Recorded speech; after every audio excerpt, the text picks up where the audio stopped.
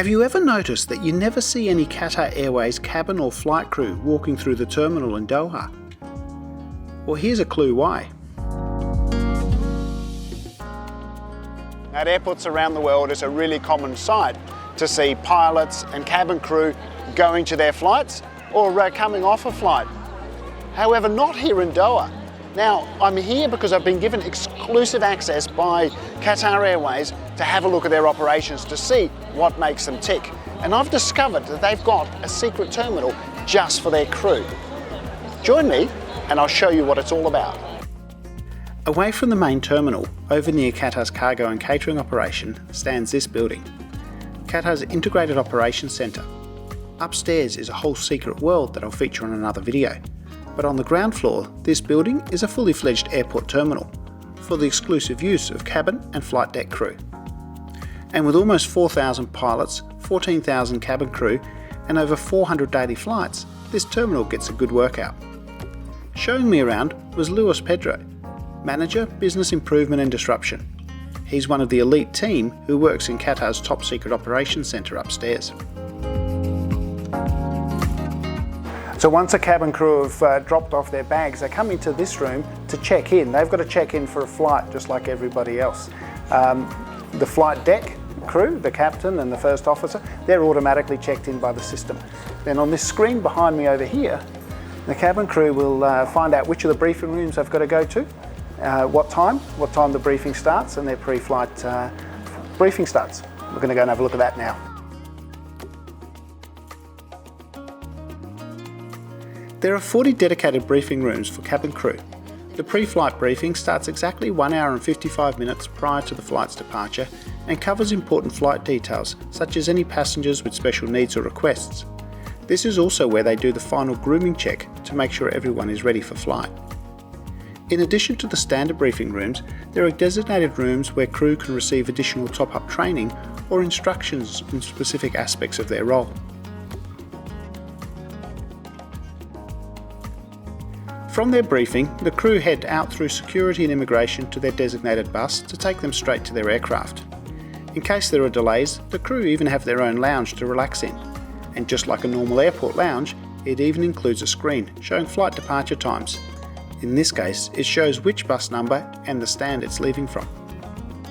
Meanwhile, the flight deck crew have their own process. Once they've dropped off their bags, then they come into this room to meet their fellow pilots. Here they print off the various notices, weather reports and NOTAMs which may impact their flight. They go through everything, and if they have any doubts or questions, they can speak to the flight dispatcher looking after their flight. When you've got an airline with thousands of pilots, you're not always working with the same people, and multiple flights being leaving at the same time. So they've got this quite an analogue system here, but it works, and if a system works, you've got to keep using it. So every flight has got its own little label, and this is the QR 556 to Mumbai. So the first of the flight crew that come in to this room will pick this up, pick a table, and then the others know where they've got to meet their crew. Once their briefing is done, the flight deck crew head through security and immigration and are then transported straight from here to their aircraft.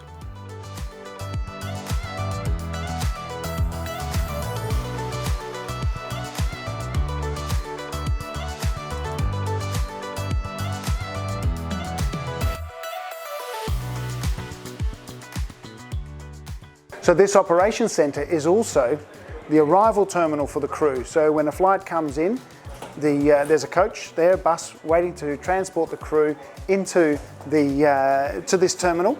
They come through here, go through immigration and security. They check out, and just like every good airport terminal, you've got two things over here.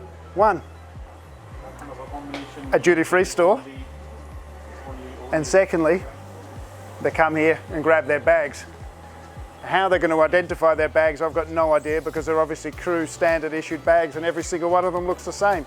But hey, luckily I don't have to fix that.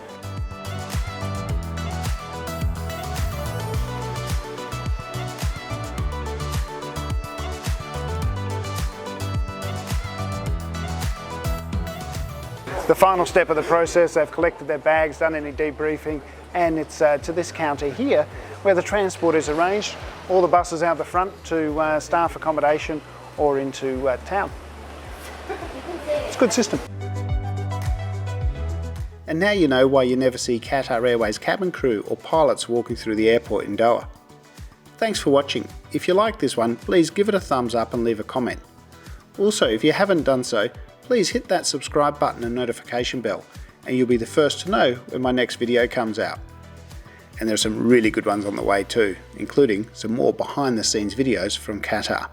Look, in the meantime, as always, happy travels.